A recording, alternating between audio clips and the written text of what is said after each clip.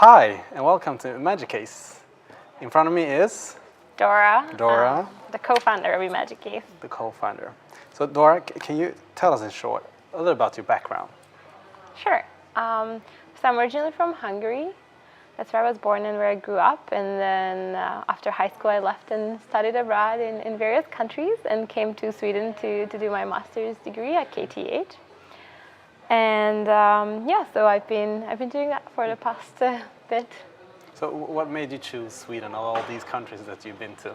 So I was interested in sort of computer science or technology in general because I did my bachelor degree in neuroscience and computer science, but I wanted to go more into tech. And then I found this master's degree program, which is actually an international program. It's by the EIT, European Institute of Innovation and Technology, by the EU. And so you have to do 1 year at one European university and another one at another European university, and then KTH was one of the options. And I knew that Stockholm is very startup-y and it's, in the front of the technology development in Europe, so I thought it would be a good place to do my degree. All right, so it was not the weather, it was the industry sector. Definitely not the weather. Not the weather, all right, okay. But for those who don't know who you are, right. Can you tell us more about Imagicase and how it all started? Okay, of course.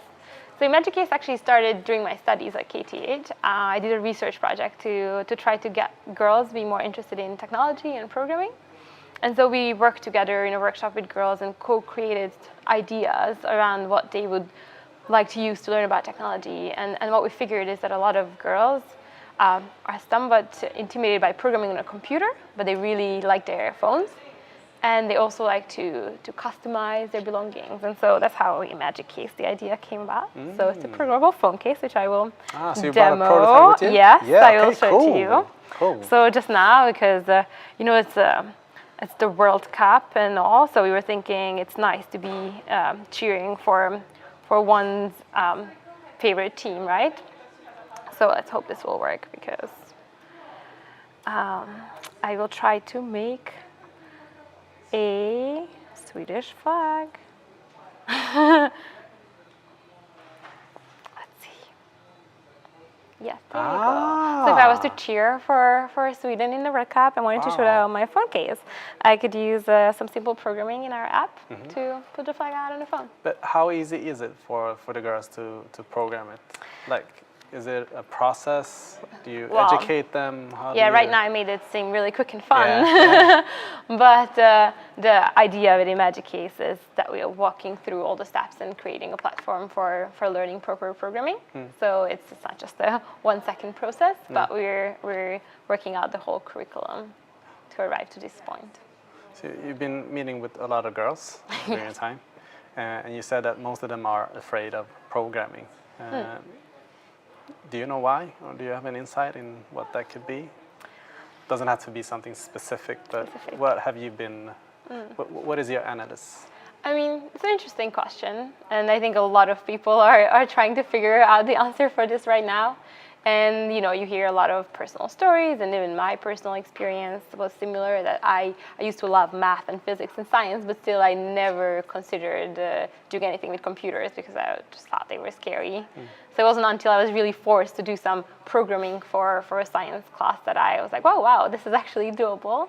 So I think it's maybe the lack of example and an opportunity to see that it's actually not that scary. Just the image around it is what's probably keeping a lot of girls away from it. So do you think that girls need more ambassadors? Or like role models? Role models, yeah. Yes, for sure. I think that's important. Then it's good to have you here. All right. So you're entering the Urbanized Arena as a winner from the Ericsson Startup Challenge. That sounds cool and fun. Can you tell us a little about that journey? Right. We are part of this Ericsson Garage Incubator program now, which is really amazing because we got a lot of guidance and help and support from Ericsson.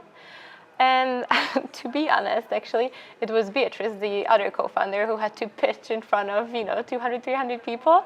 So I'm the lucky one here. I did the application online, and then now I'm enjoying being part of the incubator. But it was Beatrice who had to go on stage and pitch because I was actually not here at that time. So she had to go through that scary step, but I think she enjoyed it in the end. But yeah, it's been a fun journey, just putting our idea out there and receiving the feedback and now the support. So one of the prizes that you got is being a part of Urbanized Arena. And we met before where we presented Urbanized Arena, and I know that you met my colleague Emma Carlson to start a project in Urbanized Arena, maybe. But what is your expectation and what do you hope to get out of this journey by joining in Urbanized Arena? Right.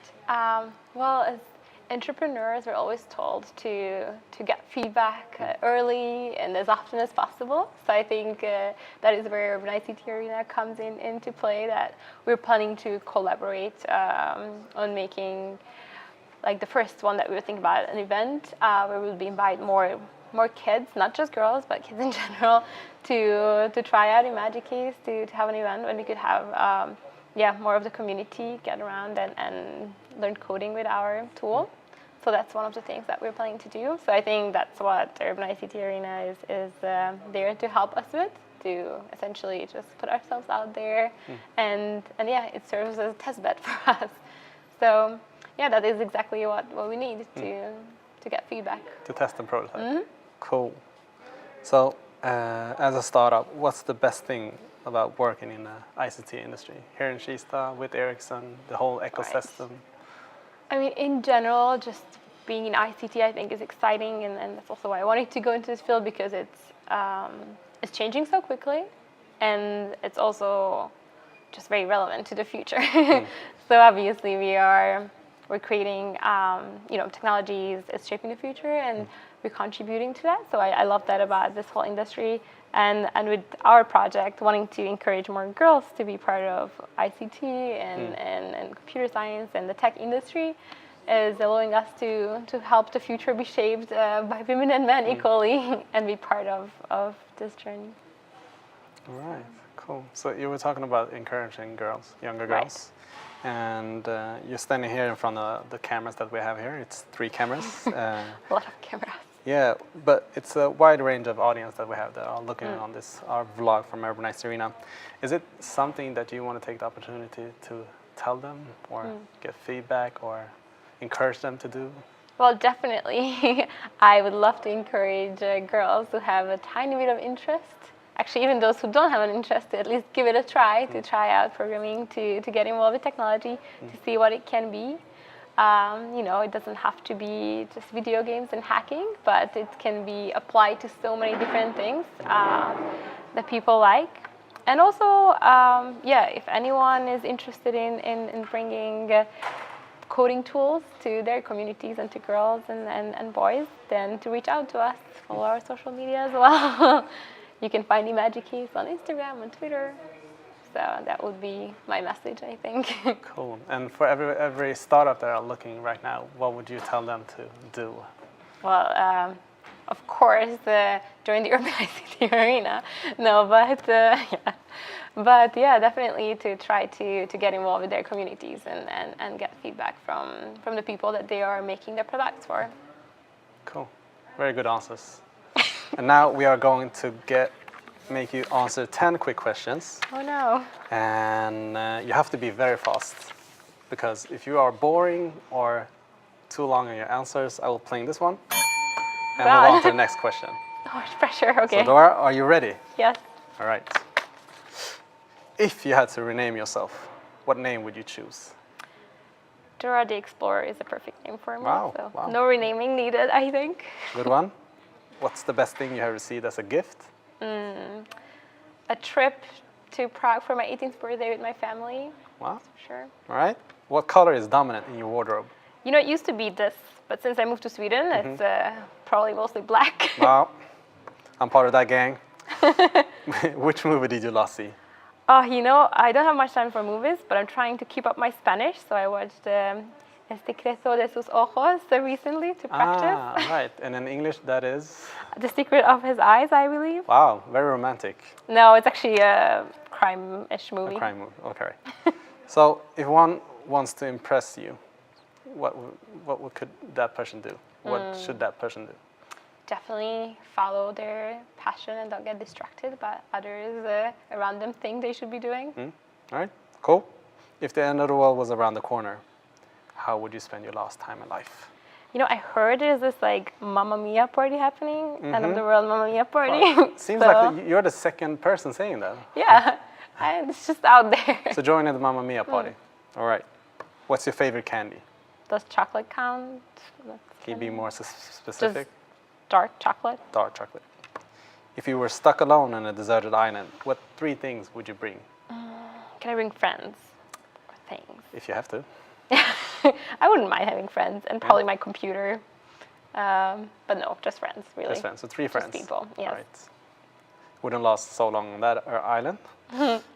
Are you a morning or a night person? Definitely a morning guy. I get jokes about how early I get tired. Sorry. What song did you last sing in the shower? Oh God. There was this James Bay concert at Grunellen last week, so I think ever since, probably some of his songs. Yeah? You know one song? Let It Go. Let It Go. Okay. All right. Cool. Thank you, Dora, for coming. Thank you.